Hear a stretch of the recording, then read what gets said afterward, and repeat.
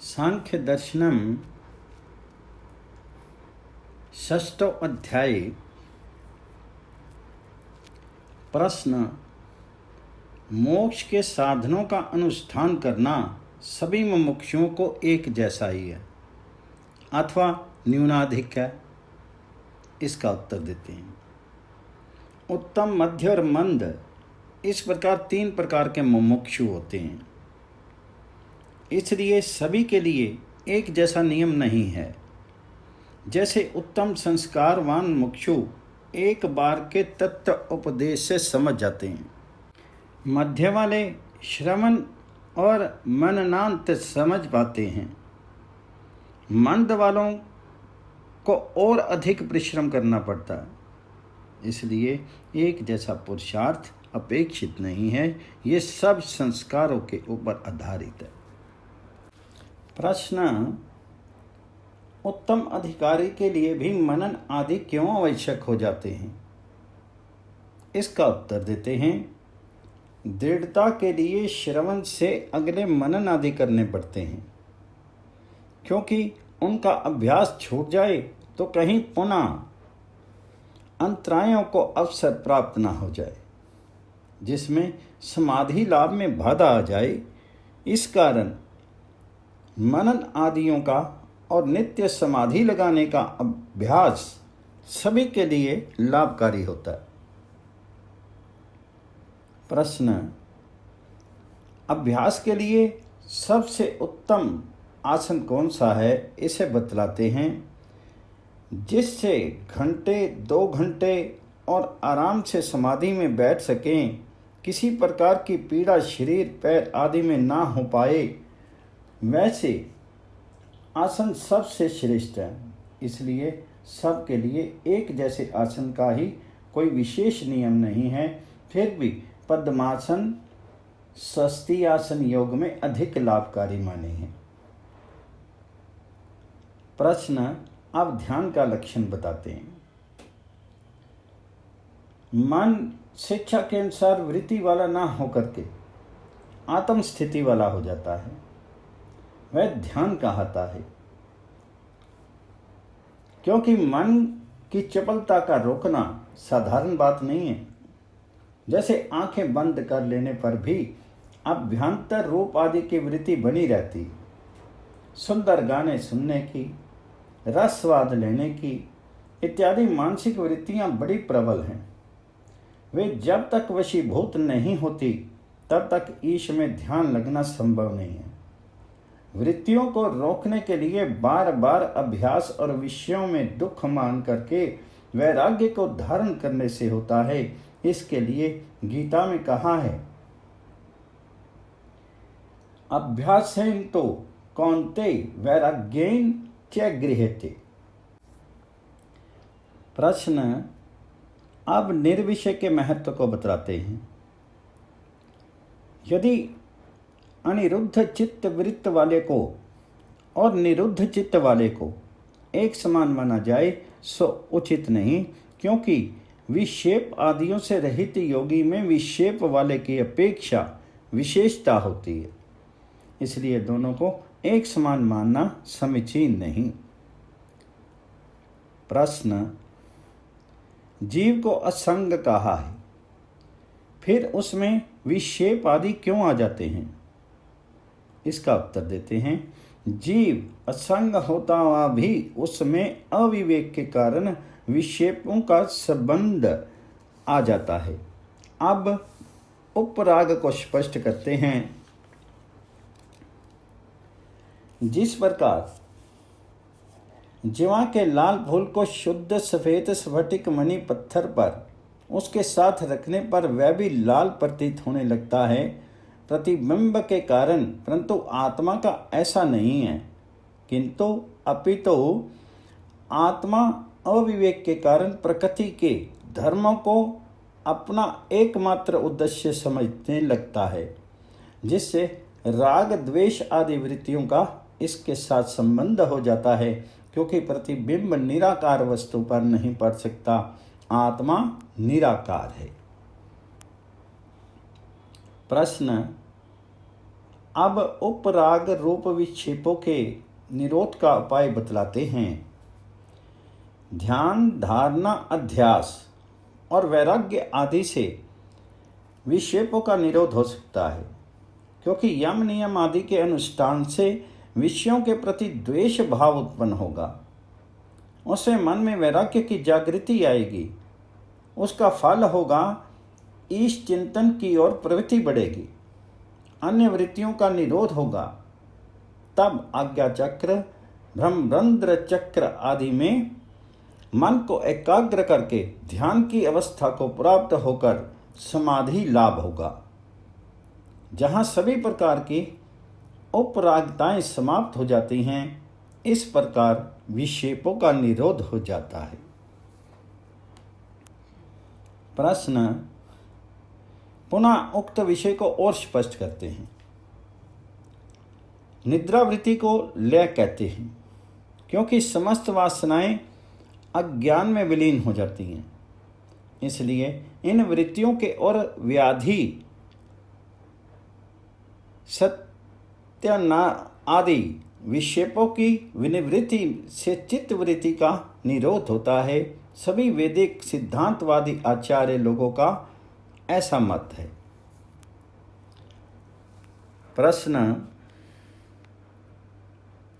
ध्यानार्थ किसी विशेष स्थान की मुख्यता है अथवा अन्य किसी की? इसका उत्तर देते हैं। जहाँ चित्त प्रसन्न रह सके वही ध्यान लाभकारी है। इसलिए किसी विशेष स्थान की मुख्यता नहीं है। मुख्यता है अंतःकरण की शुद्धता और मन प्रसन्न रहना, जिससे समाधि में एक एकाग्र हो सके। फिर भी शास्त्रों ने एकांत, शांत नदी तट, संगम और गुफा आदि का उल्लेख किया है, क्योंकि शोर युक्त और दूषित स्थान पर विक्षेप होता ही है। इस कारण साधारण रूप से स्थान का उल्लेख आता है। प्रश्न अब पुरुष से वासनाओं के संबंध में मूल कारण क्या है, इसे बतलाते हैं। पुरुष में वासनाओं का मूल कारण प्रकृति का है, क्योंकि उसी से इसमें वासनाओं का प्रादुर्भाव होता है। दूसरे महत्व आदि प्रकृति के कार्य होने से वे मुख्य नहीं हो सकते। प्रश्न मूल प्रकृति के समान आत्मा भी तो अनादि है, उसे ही क्यों ना मुख्य कारण मान लिया जाए? इसका समाधान देते हैं। नित्य होते हुए भी आत्मा बंधन के कारणों का अभाव होने से वह मुख्य कारण नहीं हो सकता, क्योंकि बंधन के हेतु सत्य, राज्य, तम होते हैं। वे प्रकृति के गुण हैं। आत्मा नित्य, निर्गुण, कुटस्थ, अपरिणामी है। इस कारण उसे बंधन का हेतु नहीं कहा जा सकता। यदि आत्मा ही बंध का कारण स्वयं माना जाए तो शास्त्रों में प्रकृति को आत्मा के लिए भोग और अपवर्ग का कारण सिद्ध करने वाली कहा है। वह बाद को प्राप्त होगा। दूसरे बंध स्वयं नहीं हो सकता, दूसरे के द्वारा होता है। जैसे रस्सी के अभाव में कैसे कोई बांधा जा सकता है, इसलिए प्रकृति ही रस्सी रूप में आत्मा के बंधन में कारण है। प्रश्न अविद्या के कारण आत्मा में जगत के उपादान होने का गुण आ सकता है? इसका उत्तर देते हैं। श्रुति विरुद्ध होने के कारण उक्त विचार कुतर्क से जिसकी बुद्धि विवेक शून्य हो गई है, ऐसे को आत्मा के स्वरूप का बोध और ईश्वर की प्राप्ति कभी नहीं हो सकती, क्योंकि वे सदा अविद्या अंधकार में पड़े रहते हैं। प्रश्न जितने भी संसारस्थ घटपट आदि कार्य दृष्टि गोचर हो रहे हैं, ये तो पृथ्वी आदि भूतों के हैं। फिर प्रकृति मूल कारण कैसे मानी जाती है? इसका उत्तर देते हैं। जिस प्रकार घट आदि कार्यों के परमाणु प्रत्यक्ष कारण नहीं परंतु परमाणुओं का संघात है। इसी प्रकार परंपरा की दृष्टि से भी प्रकृति अपने संघात द्वारा इनकी कारणता को सिद्ध करती है, अर्थात समस्त भूमंडल के निर्माण में मूल प्रकृति ही कारण है। उससे महतत्व उत्पन्न होता है, महतत्व से अहंकार, फिर तन्मात्र, उभय इंद्रियां और स्थूलभूत, उनसे जगत। इस प्रकार परंपरा से प्रकृति की उपादानता सिद्ध है। प्रश्न, त्रिगुणात्मक प्रकृति तो सूक्ष्म है, वह इस स्थूल जगत का कारण कैसे संभव होगी? इसका उत्तर देते हैं, समस्त विश्व के उत्पद्यमान पदार्थों में मूल प्रकृति का कार्य उपलब्ध होने से, प्रकृति में उत्पन्न करने की शक्ति विद्यमान होने से उसे महान व विभु कह दिया जाता है, क्योंकि कारण के बिना कोई कार्य उत्पन्न नहीं होना संभव नहीं। कार्य से कारण का अनुमान होता है। संसारस्थ पदार्थ त्रिगुणात्मक देखे जाते हैं। इससे मूल प्रकृति सूक्ष्म होती हुई भी संसार के उपादान में सक्षम है। प्रश्न, प्रकृति को संसार का उपादान कारण माना जाएगा तो वह गतिशील होने से, विकारणी और विनाशी होने से नित्य नहीं रहेगी। तो इसका उत्तर देते हैं, जैसे परमाणु गति वाले होते हुए भी उपादान कारण और नित्य हैं, वैसे ही प्रकृति में गति होने पर भी उसके आदि उपादान कारणता की हानि नहीं, इसलिए वह नित्य है, विनाशी नहीं। प्रश्न, मूल प्रकृति भी क्या पृथ्वी आदि भूतों के समान नियत कारण वाली है? इसका उत्तर देते हैं, प्रकृति का पृथ्वी आदि भूतों के समान नियत कारणता का नियम नहीं है, क्योंकि इनकी अपेक्षा उसमें विशेष वैशिष्ट्य होता है, क्योंकि वह समस्त भूमंडल का कारण है। ये पृथ्वी आदि नियत कारण वाले हैं, जैसे मिट्टी से ही घट बन सकता है, अन्य तत्व से नहीं, इत्यादि। प्रश्न, सत्व रज आदि ये तीनों प्रकृति के धर्म हैं अथवा उसका वैसा स्वरूप है? इसका उत्तर देते हैं, सत्वादि उस प्रकृति का स्वरूप है, इस कारण सत्वादि गुण उस प्रकृति के धर्म नहीं है, अपितु उसके स्वरूप हैं। जैसे सत्य चित्त आनंद स्वरूप ब्रह्म है, वैसे ही सत्व रजस तमस की साम्य अवस्था को प्रकृति कहते हैं। प्रकृति में ये भिन्न नहीं, जैसे ईश्वर से सत्य चित्त आनंद भिन्न तत्व नहीं हैं।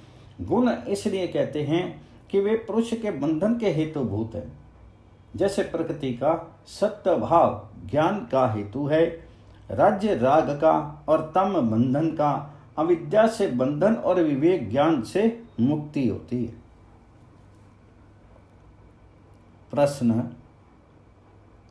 प्रकृति जड़ है, उससे सृष्टि रचना में उसे क्या लाभ है?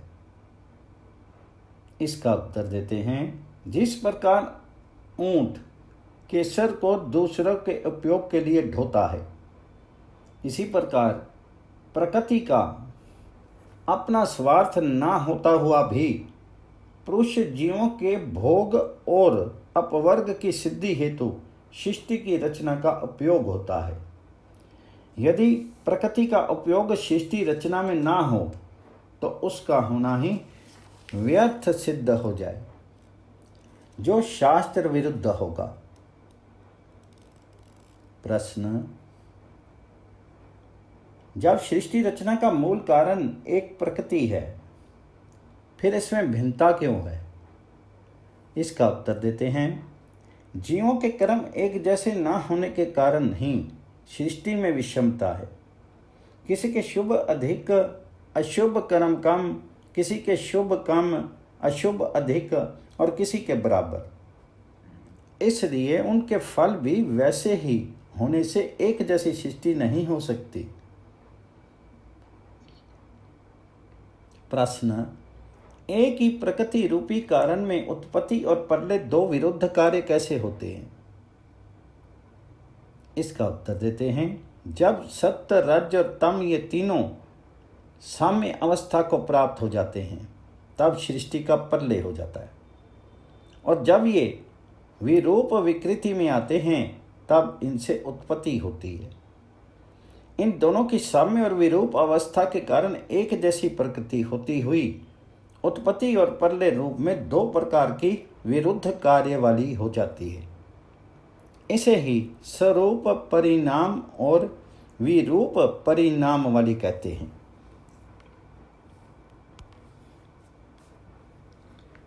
प्रश्न, किस पुरुष के लिए सृष्टि रचना नहीं होती? क्या कभी ऐसा भी अवसर आ जाता है? इसका उत्तर देते हैं। जैसे लोक में जो मनुष्य अपने लक्ष्य को पूरा कर लेता है फिर वह कार्यरत नहीं होता, वैसे ही जिसको प्रकृति पुरुष का साक्षात्कार हो जाता है, मुक्ति प्राप्त कर लेता है, तब प्रकृति की सृष्टि उसके लिए नहीं होती, दूसरों के लिए सृष्टि रचना होती रहती है। प्रश्न, पुरुष के लिए सृष्टि रचना ना होने में हेतु देते हैं।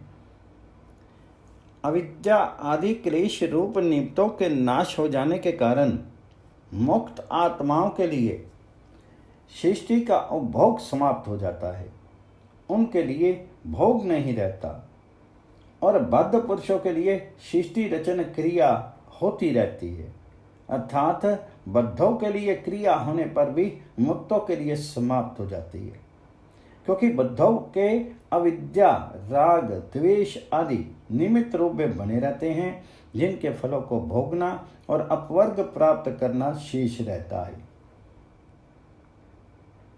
प्रश्न, अद्वैतवादी आत्मा को एक मानते हैं, इसमें क्या दोष आता है?